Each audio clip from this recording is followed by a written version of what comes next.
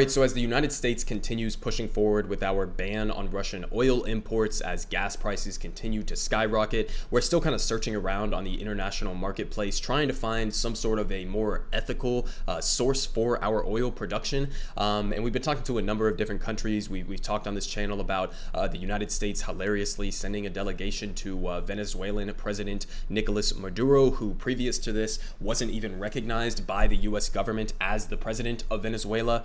We've also been, interworking this with our talks on a potential revitalization of the Iran nuclear deal, and the most likely source that we will end up substituting our Russian oil imports has been Saudi Arabia. So we talked about on this channel so many different times how if you're going to try to take a moral stand against what Vladimir Putin is doing, right, invading Ukraine and killing innocent civilians, etc., if you're going to try to take a moral stand against what he's doing right now by banning Russian oil imports and therefore trying to hurt his economy in a way that would put pressure on him to stop the invasion, then turning to a country like Saudi Arabia that is doing things like this, conducting gigantic mass executions of people, moving to a country like Saudi Arabia in substitution doesn't exactly give you the moral high ground to condemn what Vladimir Putin is doing right now in any, legitimate or substantive way. So here from Common Dreams, they say brutal display of impunity. Saudi Arabian regime executes 81 people in a single day. So this just happened the other day. Saudi Arabia, our potential more ethical source of oil, just executed 81 people in a single day. Now, we've talked about on this channel how this is not even, the worst thing that they are doing right now. If you look at the latest estimates from the IPC report on food insecurity within Yemen, which is a country that Saudi Arabia has been maintaining a blockade, not allowing vital imports to get into the country, as well as continuing to violently participate in this civil war that has been going on for years, since about 2015 in Yemen. This basically blockade and consistent bombarding from Saudi Arabia has led to millions and millions of people being on the verge of famine. Okay, so this is something that is happening right now that is being conducted largely, or at least in part, with U.S. weapons that were sold under Donald Trump, under Obama, and now under Joe Biden. This was the first weapon sale that the Joe Biden administration pushed forward, was to Saudi Arabia. So they're conducting essentially a genocide. They're conducting a blockade that is starving the people of Yemen. They are bombing civilians with our weapons. So, we are complicit in so many different ways in the evil shit that is going on as a result of Saudi Arabia's government's actions. But on top of that, we just have shit like this that just comes out and immediately undercuts any moral superiority argument that would be put forward in a moment like this to justify the Russian oil ban. So here are some of the details. They say the government of Saudi Arabia has executed 81 people, including 7 Yemenis and Syrian nationals, over the past 24 hours in what is believed to be the largest mass execution in the kingdom's history. And they say, citing the country's interior ministry, the Wall Street Journal reported Saturday that most of those executed were Saudis. And they say, in response to the killing, the human rights group Reprieve said in a statement that, quote, "The world should know now that when Saudi Crown Prince Mohammed bin Salman promises reform, bloodshed is bound to follow." So this has, been a process over the last number of years as we continue to tighten our relationship with Saudi Arabia. There's been this massive effort to whitewash the kingdom's atrocities and to try to make them seem as if, he is some sort of a reformist and that he's progressing the country. No, I mean, absolutely not. This is 99% just complete propaganda. This is PR that is being done on behalf of maintaining our geopolitical relationship with the Saudis as well as our oil relationship with the Saudis. So again, you can see with demonstrations like this that not much reforming is going on here. But they continue saying, quote, "Just last week, the Crown Prince told journalists that he plans to modernize the Saudi Arabian criminal justice system, only to order the largest mass execution in the country's history." And they say there are prisoners of conscience on death row and others arrested as children or charged with non-violent crimes. And they say, "We fear for every one of them following this brutal display of impunity." And they say those that were executed over the past 24 hours were accused of a variety of crimes, including pledging allegiance to foreign terrorist organizations, but the Saudi judicial system is notoriously unfair, frequently wielding its authority to silence and punish political dissidents.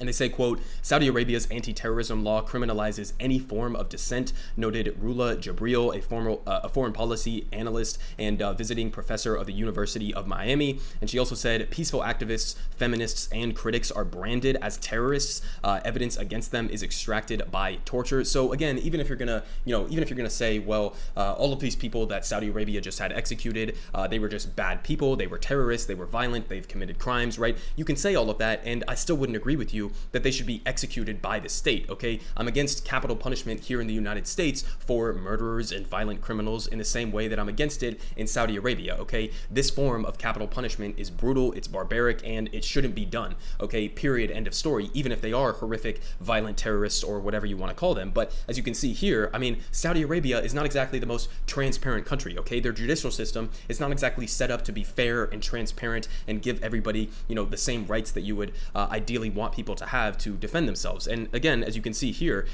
similar to many other countries around the world, anti-terrorism laws pretty much could encompass anything. I mean, that doesn't mean that you were launching a missile at innocent civilians, okay? That could mean anything. That could mean somebody who's just speaking out against the war in Yemen, okay? So you don't really know the details of exactly what a lot of these people were actually convicted of, or if they deserved the punishment at the end of the day of being executed by the state. So again, on both different fronts, I'm principally against state capital executions at all for anybody, even if you are a violent criminal. But again, if you look at the opaque nature of their judicial process, then it's not even clear that all of these people were terrorists. They could have just been activists. They could have just been people who were speaking out against the war in Yemen. So you really don't know. There's a lot of lack of transparency there on that. But again, a little bit of context here, just in terms of the the brutal execution of dozens and dozens of people, on top of the ongoing starvation and bombardment of the Yemeni people. On top of that, the U.S. complicity in all of this. You also have Saudi Arabia, after all of this, after all of the complicity of the U.S. selling them weapons, giving them intel support, protecting them diplomatically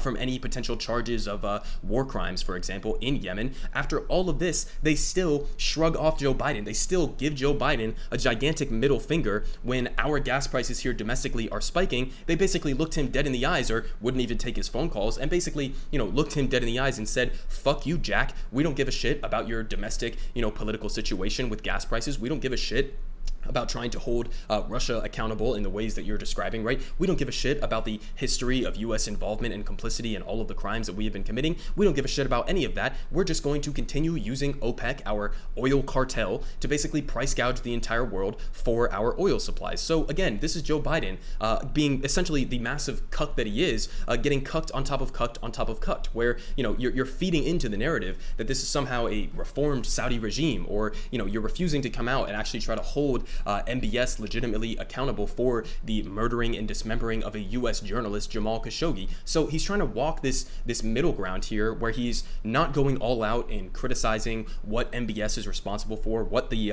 authoritarian dictatorship within Saudi Arabia is responsible for. He's not even going the full extent to punish them, and on top of that, he's not even getting the rewards of blood-soaked, oil imports to the United States cheaply from Saudi Arabia. So again, it's like I described in my video the other day, and not to say again that the United States is an angel, we're also a devil, but it's like you made a deal with the devil for cheap oil, and then now you still have the consequences of that deal with the devil, and you don't even get the cheap oil anymore. So again, what is the lesson here? Well, I think the lesson here is, number one, in the long-term sense, we should be moving away from fossil fuel consumption, obviously, so that we don't have to be reliant on petrostate dictators from any country, from Iran, from Saudi Arabia, from Russia, or any country, any other country for that matter. We shouldn't be beholden to fossil fuels in the first place. We also shouldn't be beholden to fossil fuel corporations who are using this opportunity right now to artificially inflate their profit margins and drive up the costs of gas, for example, here in the United States, just to protect their shareholder interests. Okay, so we shouldn't be beholden to petrostate dictators. We shouldn't be beholden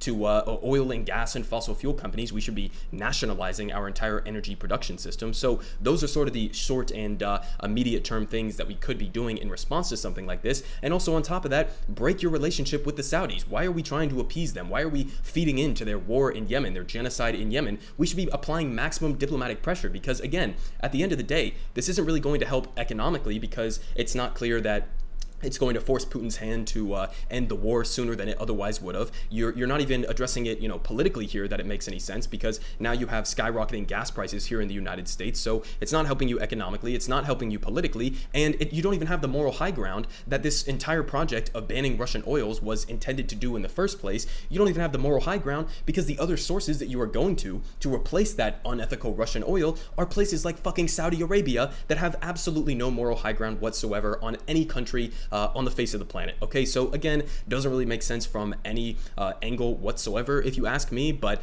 Joe Biden continuing down this path, basically trying to appease and cozy up to some of the most brutal dictators in the world.